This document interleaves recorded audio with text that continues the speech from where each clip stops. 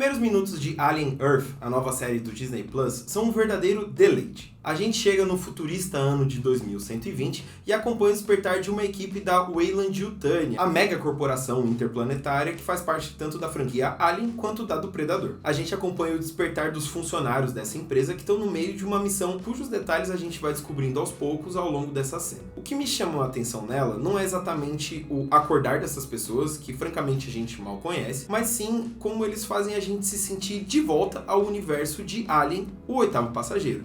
Porque cada mínimo detalhe que é colocado em tela serve para isso. Desde a tecnologia retrofuturista, que é ao mesmo tempo antiga e avançada, passando pela fotografia, que é marcada por uma neblina, meio, sei lá, uma névoa que pode vir tanto dos equipamentos fritando para fazer a nave funcionar, ou dos cigarros que a equipe está fumando, passando pelo próprio elenco, pessoas conversando o tempo todo sobre trabalho, sobre comida, sobre hábitos. O conjunto dessas coisas criou uma verdadeira cobertinha, uma mantinha de nostalgia que me cobriu da cabeça aos pés. E pode parecer meio óbvio, porque afinal de contas é uma série derivada homenageando o filme de onde ela deriva, né?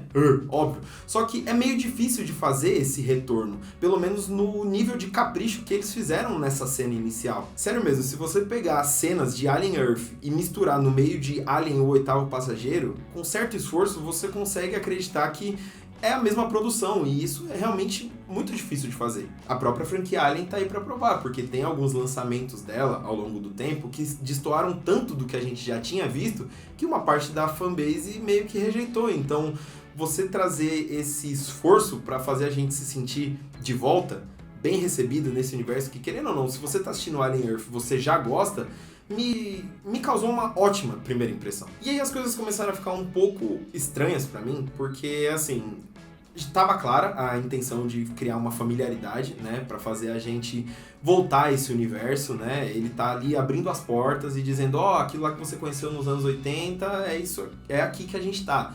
E tudo certo. Só que ao longo dessas primeiras ceninhas, sei lá, os primeiros 10 minutos do episódio, eles já adiantam alguns dos conflitos que marcaram Alien, o oitavo passageiro. Por exemplo, a gente descobre que a equipe está em uma missão para recolher alienígenas, né, espécimes alienígenas, e que o foco é a missão. Então, se a segurança deles tiver que ser comprometida ou qualquer outra coisa, o problema é deles. O foco é em transportar essas criaturas. E durante essa conversa ainda rola um momento em que um funcionário humano dá uma cutucada no ciborgue que deu essa notícia, né? Porque pro ciborgue é fácil falar, ele pode morrer, tecnicamente ele não tá nem vivo, então fácil pra ele dizer. E essas são coisas que marcaram muito cada etapa, né? As reviravoltas e tudo mais da jornada do primeiro filme, da Ripley e tudo mais.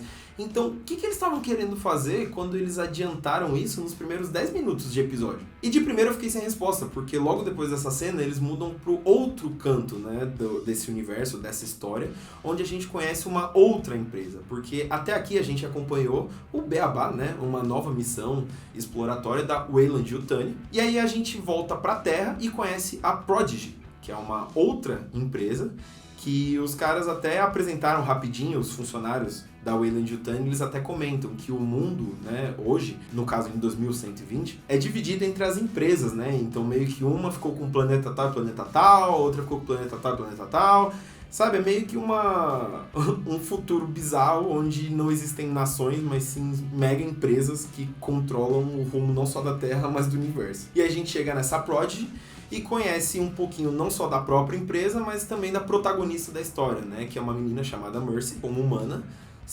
vai entrar, né, ela vai passar a habitar um corpo sintético, então ela vira meio que um híbrido entre um humano de nascença e um ser sintético através desse processo. Só que aí quando eu tava me acostumando e entendendo melhor essa segunda história, né, dessa menina híbrida, que passa inclusive a se chamar Wendy, né, ela passa a se autodenominar Wendy por conta de Peter Pan, que é um filme que eles ficam mostrando pra ela enquanto o procedimento tá acontecendo, a gente volta pra primeira história. E foi aí que Alien Earth pegou aquela cobertinha com que eles tinham me coberto, arrancou de mim e me tacaram no frio do espaço sideral, porque eles fizeram um negócio que eu não tava esperando mais nem um pouco. Porque quando a gente deixa a Wendy e a Prodigy e até o planeta Terra, porque afinal de contas esqueci de dizer que a Prodigy ela fica localizada no nosso planetinha azul, quando a gente volta pra nave, pra missão da galera na Weyland-Yutani, a merda já aconteceu. Ou seja, alguma espécie alienígena se soltou, matou todo mundo na nave e deixou a gente com apenas um único sobrevivente. E esse salto que eu tô dizendo, ele é sugerido, né? Eles piscam na tela vários momentos que indicam o que tá acontecendo,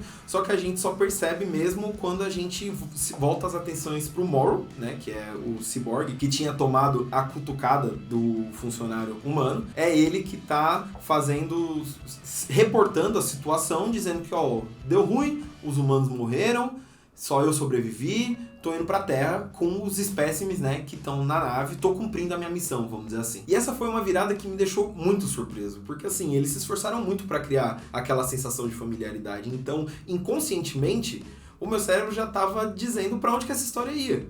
E meio que ela foi, só que em vez de perder tempo recontando uma história que a gente já sabe, já viu muitas vezes, e cujo apego é a principal razão para a gente estar dando uma chance para essa produção, ele volta as atenções para uma parte da história que você não conhece, né? Ele pensa numa versão alternativa da história. E se a Ripley e o gatinho dela, provavelmente, tivessem morrido na mão do Xenomorfo, e o Cyborg, com a missão secreta lá, tivesse concluído essa missão, o que aconteceria? E essa foi uma puxada de tapete muito corajosa, sabe? Porque eles poderiam muito bem seguir no caminho da nostalgia, eles poderiam simplesmente refazer Alien, o Oitavo Passageiro, por 2 episódios, que não ia desagradar. E essa situação me fez pensar muito numa coisa que a gente vive reclamando atualmente, a gente que acompanha e cobre cultura pop, entretenimento no geral, que é essa suposta falta de criatividade em Hollywood. Porque em algum momento você já deve ter se incomodado com o fato de que as grandes empresas, os grandes estúdios de Hollywood estão investindo cada vez mais em reciclagem, né? Em trazer de volta franquias e filmes que já deram certo no passado, na tentativa de emplacar novos sucessos, né? Então a gente tem cada vez mais remake, reboot, continuação, derivado e tudo mais. E querendo ou não, ao dar play em Alien Earth, meio que a gente tá validando essa estratégia. Porque, sei lá, às vezes se fosse uma série original, contando essa mesma história, se chamasse, sei lá, ET Blue Earth, talvez você não desse esse play. Talvez eu não desse esse play. Eu tô apontando pra você, mas é uma questão... Eu tô falando sobre essa série, então assim, talvez eu não tivesse dado play nessa história. Talvez eu não tivesse me aberto a uma nova experiência. Eu fui no confortável, eu fui no que eu já conhecia, eu fui num universo que já me agradou antes, num vilão que já me assustou antes, sabe? Meio que a gente jogou no seguro. E eu gostei muito como a série pegou essa ideia e fez uma engenharia reversa. Ela se aproveitou dessa situação, dessa demanda por algo que você já conhecia, entregou isso muito bem para jogar fora. E não jogar fora de um jeito ofensivo, entre muitas aspas. O que eu quero dizer, não jogou fora de uma forma que renegou tudo que veio antes, sabe? Não, ela mostrou que isso tem valor, que isso é muito legal, que todos nós gostamos disso, mas que o foco é outro, que eles vão contar outra história, que eles vão partir dessa base já conhecida, já amada, para apresentar algo novo. Porque a conclusão desse grande e se de Alien, o Oitavo Passageiro, é a colisão da nave com a Terra. Daí o nome Alien Earth, né? Porque o Xenomorfo e várias outras criaturas malditas que estão nessa nave caem na Terra. E aí, a partir daqui, a gente tem uma história nova que usa muito bem esse gancho, que, sendo bem sério, era meio que a única coisa que eu sabia sobre essa série, que era, tipo, ela vai trazer o Xenomorfo, né, o bichão, pra Terra, mas aí ela traz esses novos personagens, essa nova empresa, esse novo cenário, esse novo conceito, e a partir daí, quando as coisas, esses dois universos literalmente se chocam, quando a nave cai, eu fiquei muito interessado pra saber pra onde isso ia. Sabe? Foi um primeiro episódio muito sagaz em brincar, em se apropriar dessa nostalgia e trazer ingredientes novos para a mistura de um jeito que uma coisa não renega a outra. E parando para pensar, isso faz todo sentido, porque essa série, como os créditos mostram, é escrita, dirigida e criada pelo Noah Hawley, que ficou muito famoso, né? Se tornou um queridinho dos fãs e da indústria com Fargo, que é justamente uma série que nasceu de um filme que já existia.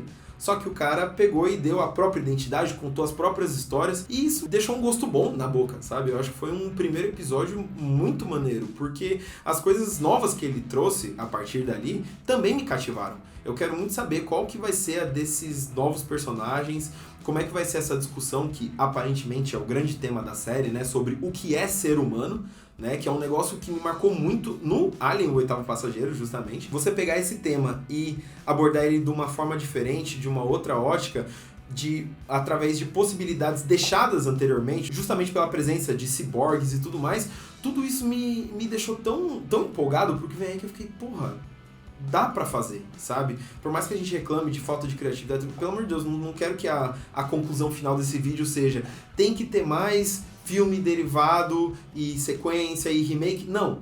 Mas já que esse tipo de coisa, no momento, é inevitável para uma indústria cada vez mais temerosa de arriscar, de criar algo novo, pelo menos é bom que a gente tenha um pouco de criatividade na hora de reviver essas histórias, né? Em vez de tentar enganar o público servindo o mesmo prato, só que com uma embalagem nova, é bom perceber que tem gente que tá com vontade de se apropriar disso para contar as próprias histórias. Eu acho que não tem nada mais Alien do que isso, porque afinal de contas a gente tá falando dessa franquia em que o grande vilão é uma coisa estranha, nova, que invade o corpo do hospedeiro, deixa os próprios ovinhos lá e que, por sua vez, eclodem e explodem em algo novo, assustador, empolgante. E se Alien Earth for por esse caminho, tiver essa coragem de explodir o que a gente espera de uma série derivada de uma franquia que já deu certo,